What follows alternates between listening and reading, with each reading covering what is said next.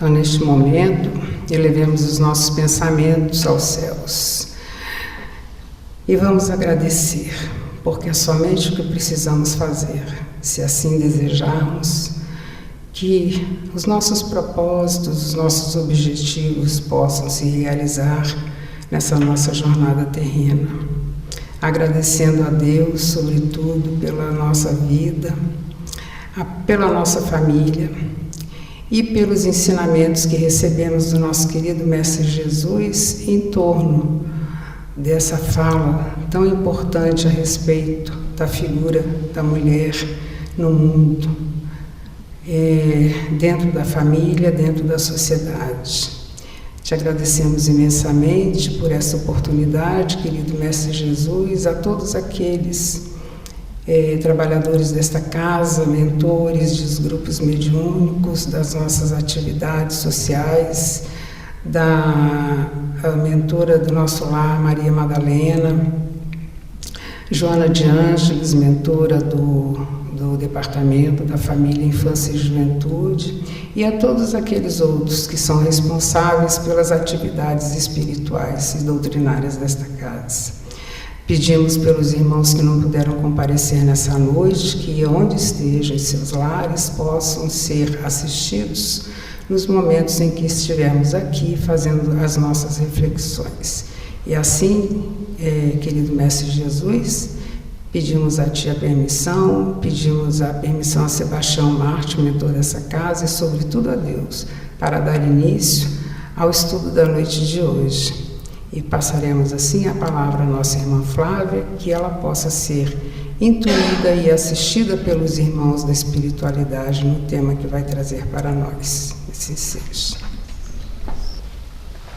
Boa noite.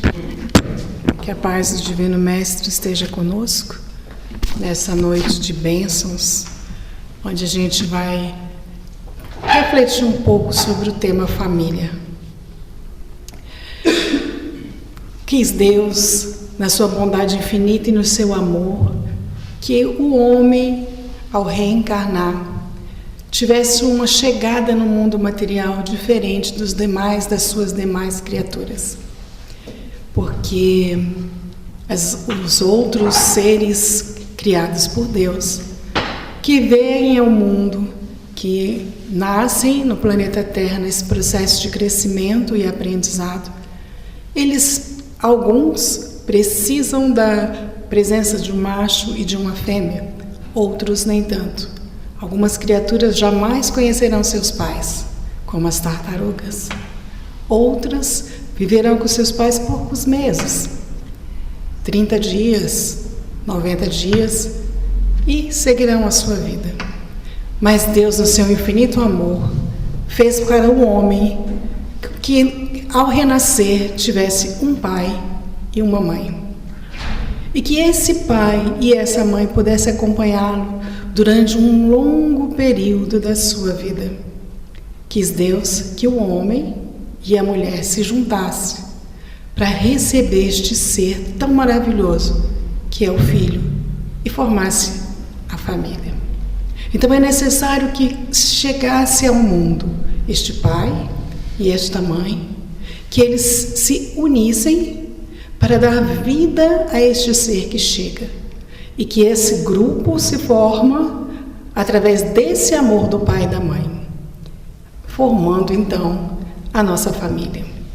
Nós somos o grupo, a criação mais dependente que existe no universo. Se nós ficarmos sem alguém que nos cuide, nós não sobrevivemos mais de 48 horas. Os demais animais não, eles acabam de nascer e já saem andando, né? Observem os cachorrinhos, poucas horas depois já está caminhando, se arrastando pelo chão. Nós não. Nós precisamos de cuidado, nós precisamos de atenção, nós precisamos de vigilância, nós precisamos de alguém que traga o alimento à nossa boca. Tudo isso na construção divina tem um objetivo: fazer com que desenvolva o laço de afeto entre os pais e a criança. Somos da criação os seres com a maior infância. Somos o que mais demoramos a nos comunicar, a andar e adquirir independência. E neste processo, cabe aos pais a responsabilidade da formação deste ser. E tudo isso vai fazendo com que se estreitem os laços afetuosos dentro da família. Isso porque a família é a melhor escola para a preparação das almas reencarnadas. É o lar que a criatura aprende as bases dos sentimentos, da inteligência, do caráter. O lar é fundamental para o desenvolvimento do ser humano.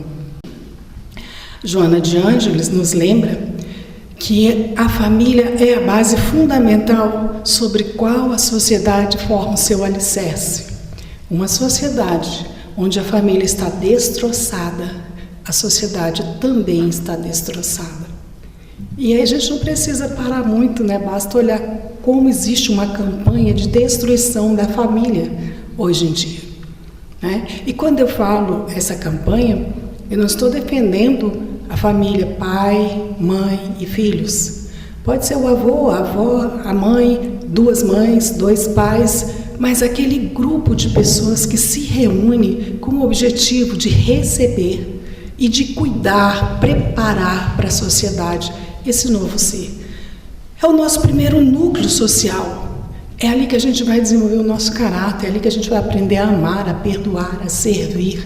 É ali que a gente tem as primeiras frustrações, as primeiras aprendizagens de servir o outro, de trabalhar no coletivo. Então a família ela é fundamental.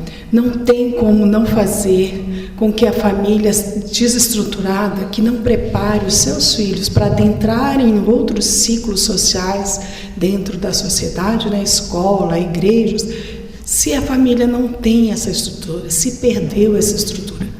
Claro que nós sabemos que nós estamos num processo histórico de mudança, no qual nós ainda não encontramos o nosso modelo, porque o modelo patriarcal dos anos até o século XX, meados do século XX, porque as mudanças começaram a partir da Revolução Sexual, em 1960, até ali a gente tinha um modelo patriarcal centralizado, né? Onde a mulher tinha um papel determinado de ser mãe, cuidar do lar, o marido saía, ele era o senhor do lar, não havia diálogo, não havia relações amorosas dentro da casa, relações afetuosas dentro da casa, né?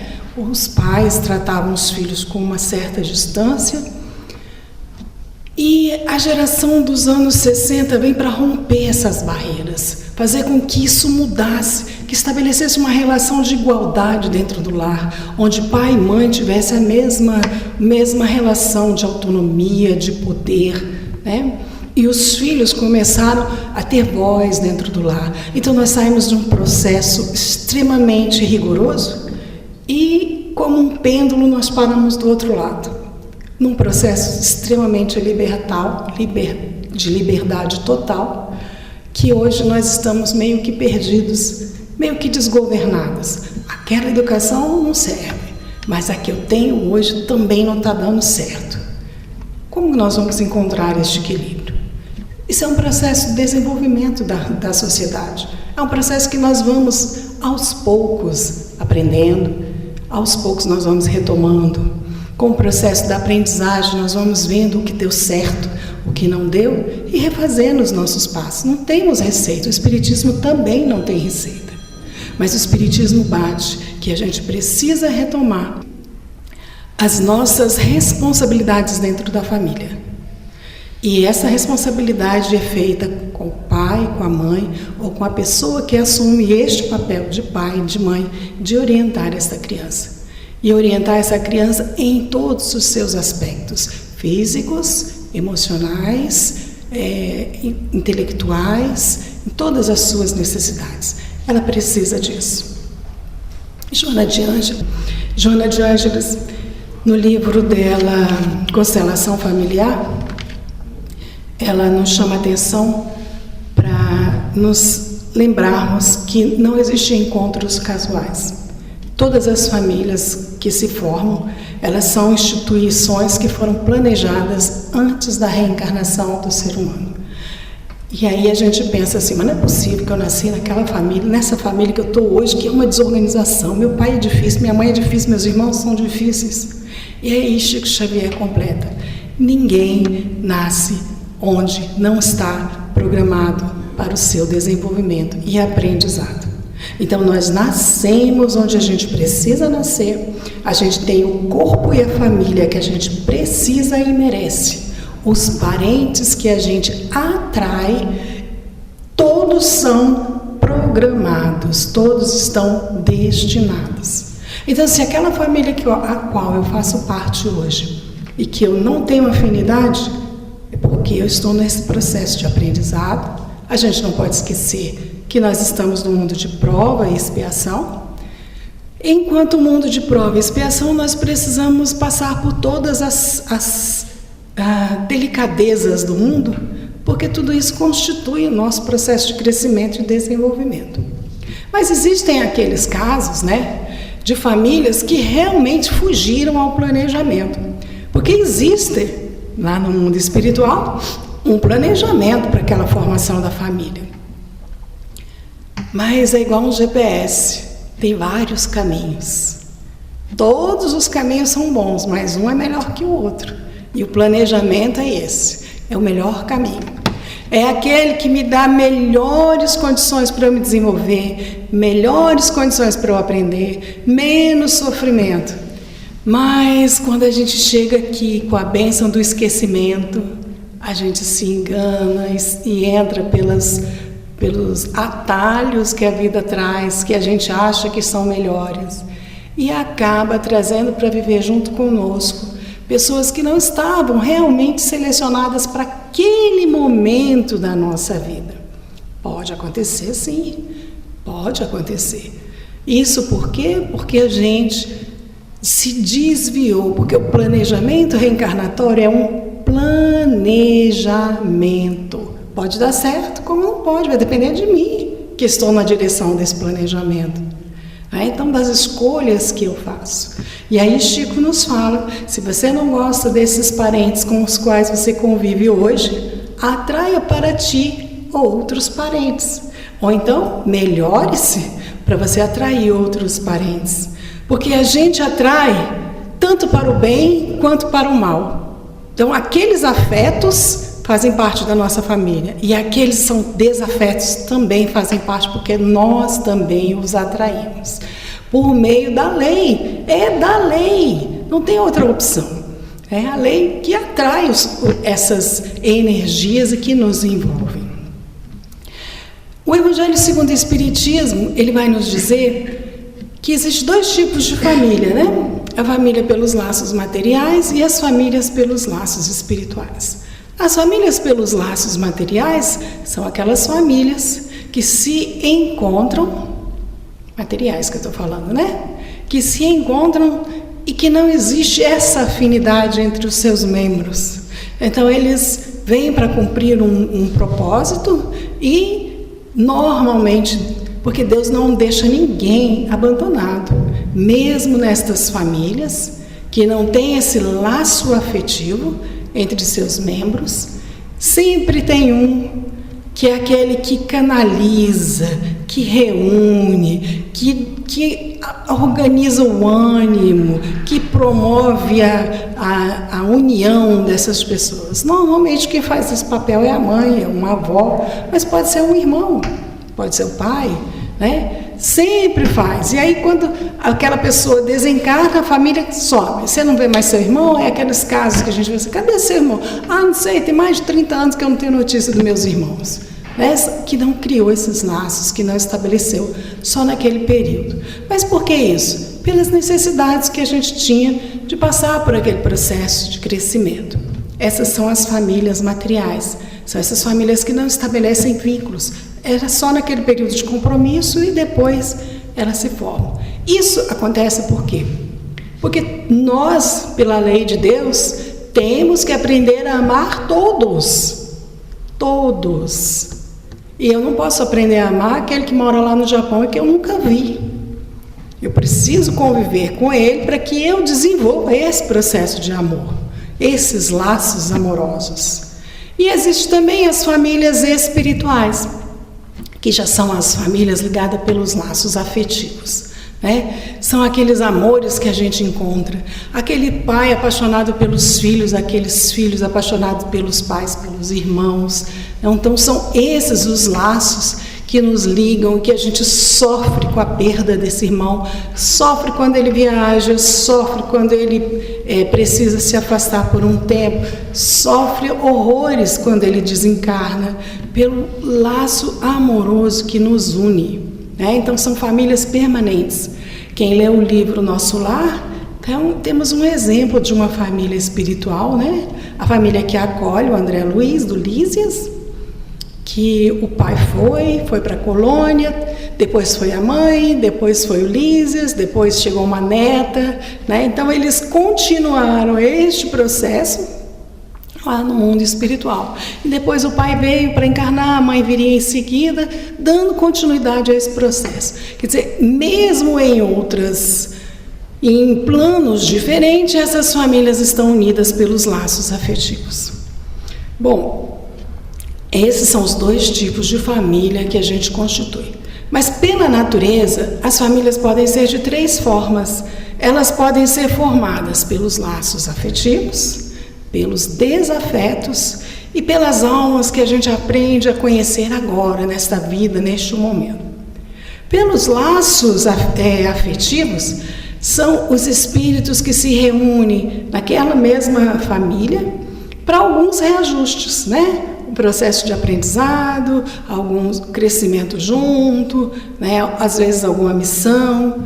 E entre aqueles ali também pode nascer um processo de desajuste, um processo de laços não tão afetuosos, né? Para o processo de reajuste, né? Então é um outro caso de família que são as famílias que se unem pelos antigos desafetos.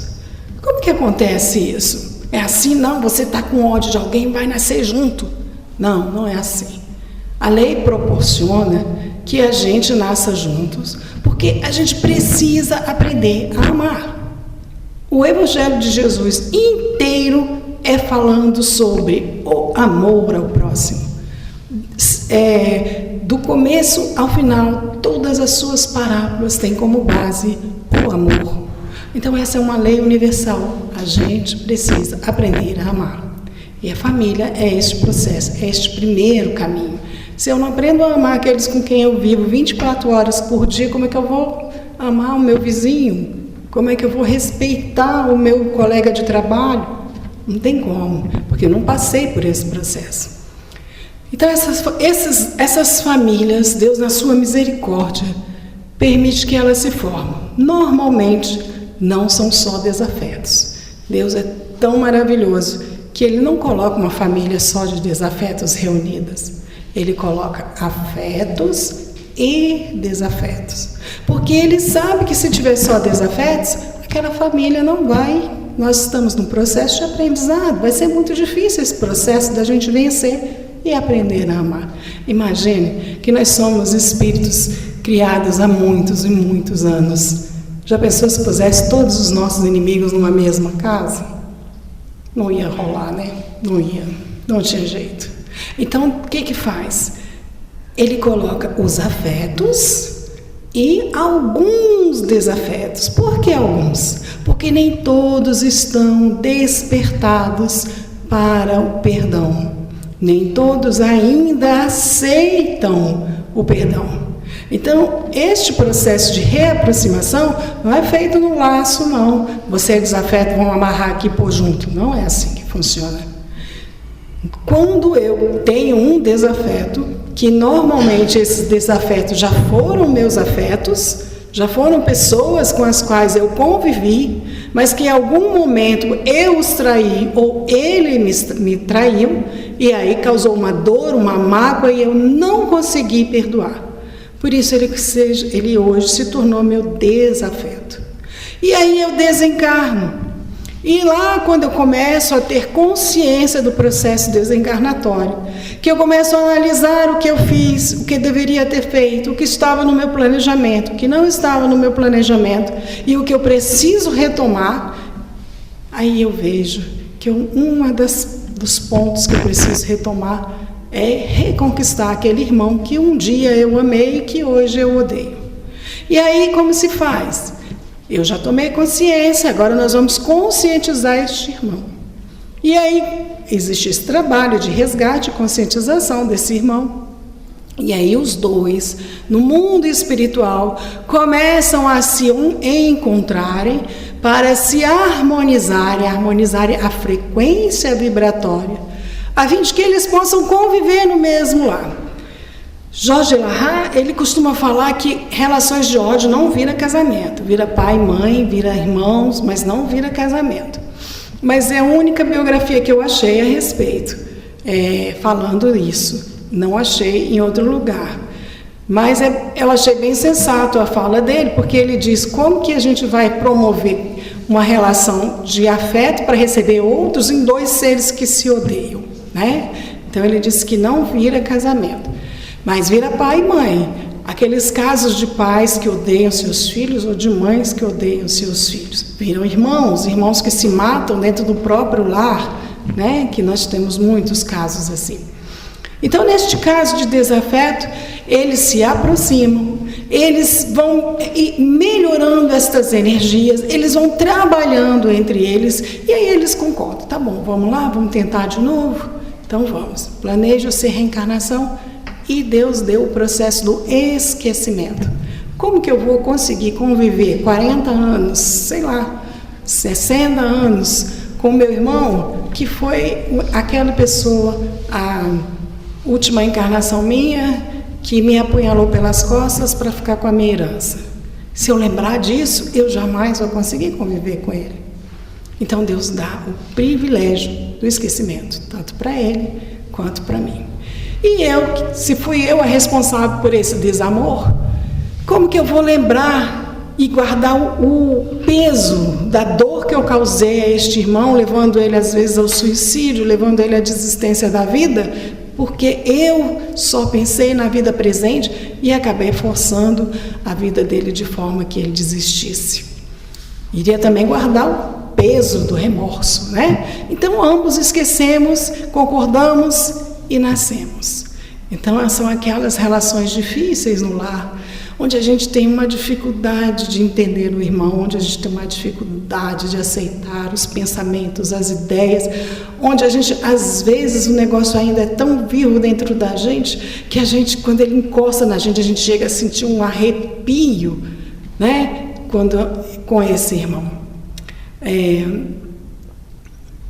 Então nós precisamos viver este momento para que a gente possa aprender a amar, aprender a perdoar.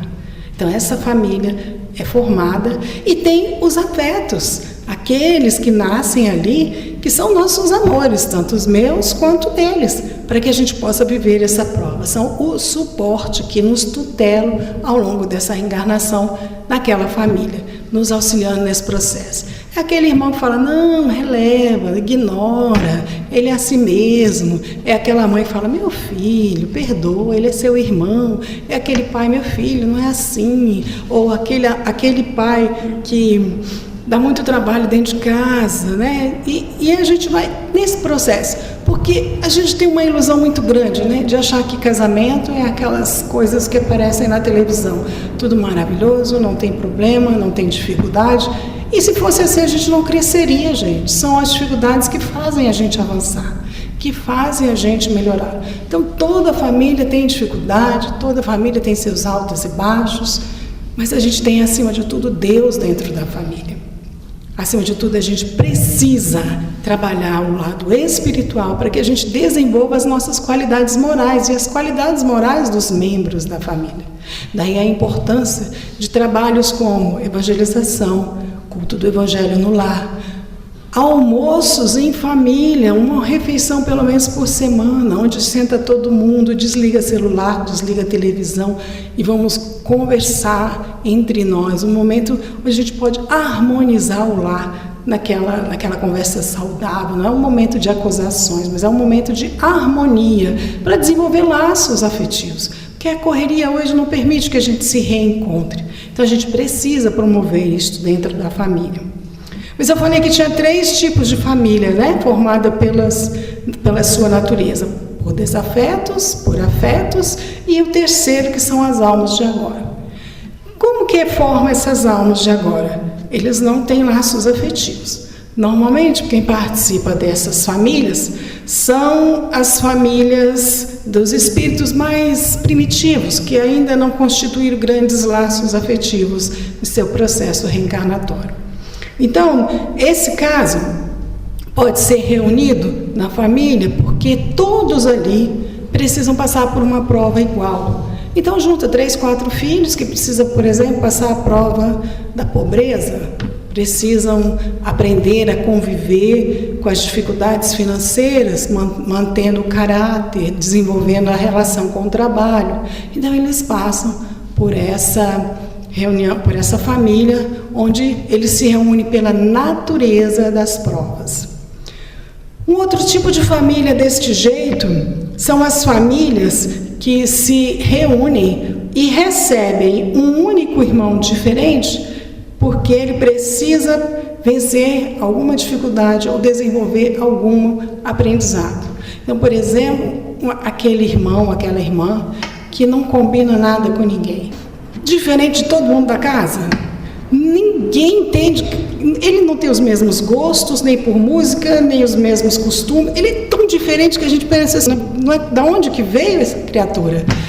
E é um caso desse. E aí a gente vê a bênção divina, porque neste caso, este irmão que é tão diferente nos valores, nos hábitos, nos costumes daquela família, ele veio ali para aprender. E todos os demais que já desenvolveram aquela habilidade que ele precisa desenvolver, estão ali para ensiná-lo. Né? Então são aqueles irmãos, por exemplo, que não gostam de trabalhar, que todas as reencarnações dele, ele enrola, passa a perna nos outros, dá golpe e não trabalha, não aprendeu a importância do trabalho. E aí, não, a gente vai receber esse irmão na família. Uma família onde todos já desenvolveram essa habilidade de trabalhar, de construir juntos, de ter responsabilidade com horário, com compromisso. Então ele vem para viver com aquela família e aprender a importância do trabalho. Aprender a ser honesto, cumprir horário, as relações de trabalho que a gente tem que ter com o mundo, que faz parte do nosso processo. Então é um caso de um irmão diferente que vem numa família e que é um momento de aprendizado e que normalmente não tem laços afetivos unidos. Mas existe um outro caso que tem laços afetivos reunidos, que é o caso dos grandes inimigos. Então eu odeio você e eu não consigo te perdoar de maneira nenhuma, mesmo tendo todo um trabalho da espiritualidade fazendo com que eu me reaproxime de você. E eu não aceito. Não aceito. E aí, então, como eu já tomei a consciência, eu sei que eu sou a responsável, eu quero perdoar, eu quero promover este encontro, eu peço a espiritualidade que me deixe nascer na família dele. Então eu saio do meu núcleo familiar, onde eu tenho todos os meus afetos, e nasço naquela família para ver se eu consigo fazer com que ele me perdoe, com que ele me ame. Então esses processos todos são processos que vão fazer com que as famílias passem pelas dificuldades que a gente tem visto hoje em dia. Passem pelos tropeços que têm dificultado o nosso processo de crescimento, de aprendizado. E todas essas famílias, elas têm um único objetivo: fazer a gente desenvolver qualidades morais. ensinar a gente a ser indulgente com aqueles irmãos mais difíceis, para a gente compreender as faltas deles, que a gente aprenda a não criticar, aprenda a acolher, né? Que a gente aprenda a perdoar aquele irmão difícil que me fere, né? Que a gente tenha esse exercício diário dentro da família.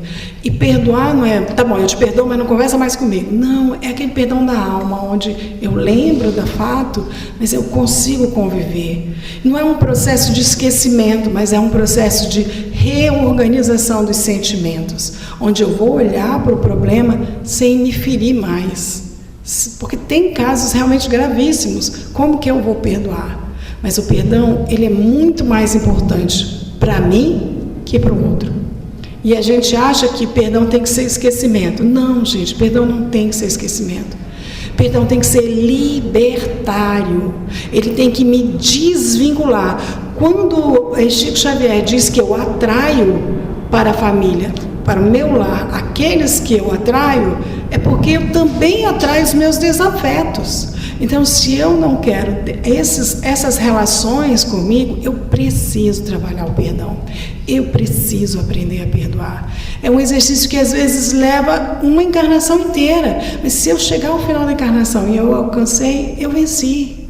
Eu preciso aprender a perdoar. Então, para me desvincular ao primeiro processo. Segundo, o perdão me liberta dessa relação. Mas não liberta aquela pessoa do compromisso dele com a lei. Porque a gente acha que porque perdoou, ele não vai ser responsável. Claro que vai. Nós somos responsáveis por tudo que nós fazemos. Então ele vai ser responsável. Outro ponto do perdão. Perdão não quer dizer que eu vou conviver. Às vezes eu estou colocando, eu perdoo e acho que eu tenho que conviver e coloco em risco a minha integridade física. Não, eu posso perdoar e me afastar. Ah, eu não quero mais ver. Não, eu posso continuar dando assistência, dando orientação, não abandonar. Mas é um filho que se perdeu na drogadição, eu não tenho mais condições de viver com ele porque ele me agride, ele me bate, e eu não sei mais o que fazer, eu já tentei de tudo. Como eu vou fazer? Eu vou me afastar deste filho, continuar dando suporte mais longe para manter a minha integridade. É um marido que me traiu e me magoou profundamente, eu não preciso conviver com ele, deixa que ele siga a vida dele e eu vou seguir com a minha, para que eu possa não adoecer. É este o perdão que a gente coloca, porque o perdão do esquecimento é das almas sublimes, nós ainda não somos almas sublimes, então nós ainda não damos conta de chegar ali. Mas se eu conseguir livrar o meu coração da mágoa, da dor e do ressentimento, eu já estou no processo do esquecimento, né? Então eu preciso aprender a perdoar. E eu preciso também aprender, e eu também aprendo no lar, sobre a renúncia.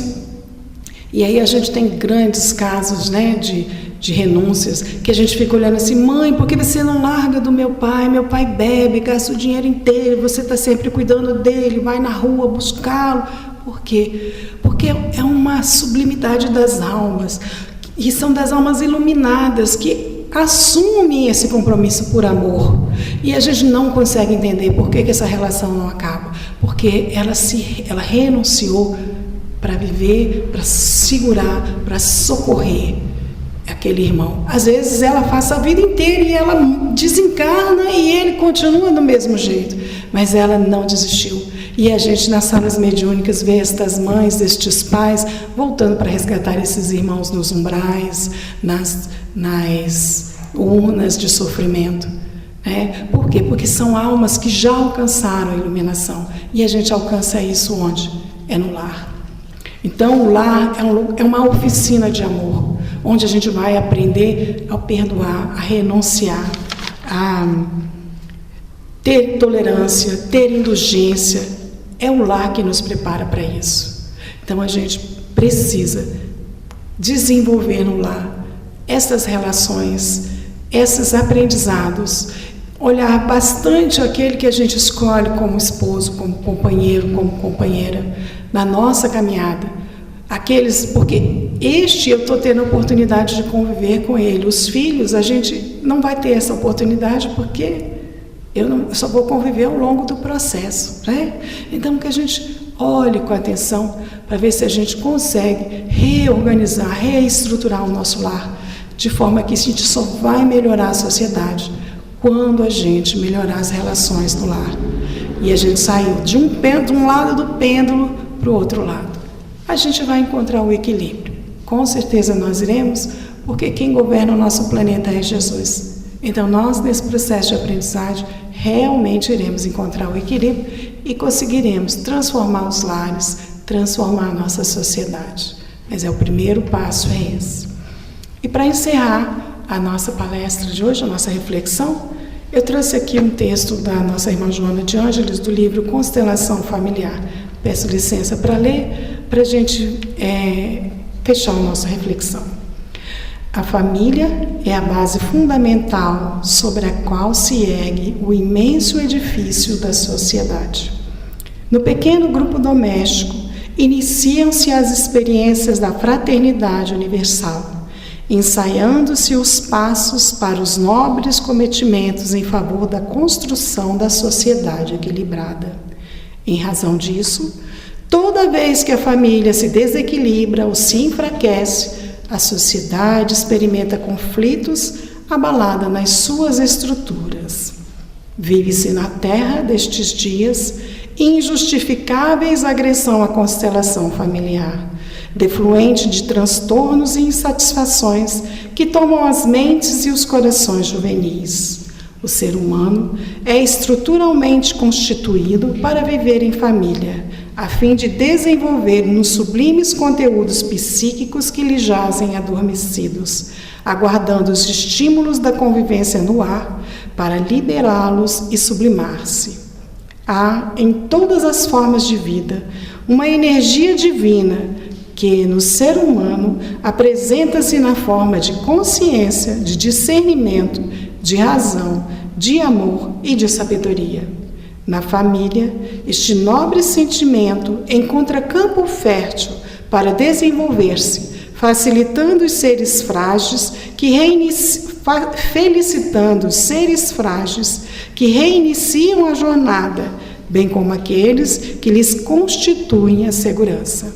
Por esta e muitas razões, a constelação familiar jamais desaparecerá da sociedade terrestre, dando lugar ao enfermiço egoísmo. Pelo contrário, superando-o com beleza espiritual. Muito obrigada pela paciência de todos. Obrigada, Flávia, pelas reflexões muito boas e muito importante para todos nós, né? Já que ninguém aqui não tem uma família, todos nós fazemos parte de uma. Então, que nós possamos levar essa reflexão para casa e tentar melhorar aquilo que depende de nós.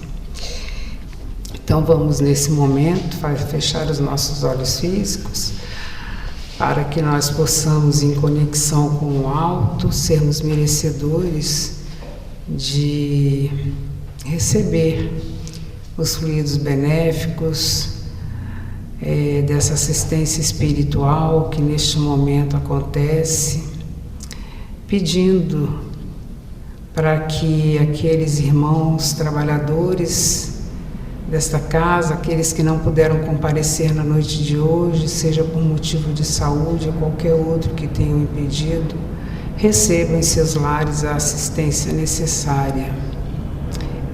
Pedimos, querido Mestre Jesus, que abençoe todos os irmãos aqui presentes, representando os seus lares, suas famílias, que possamos sempre, Senhor, nos colocarmos em condição de eternos aprendizes,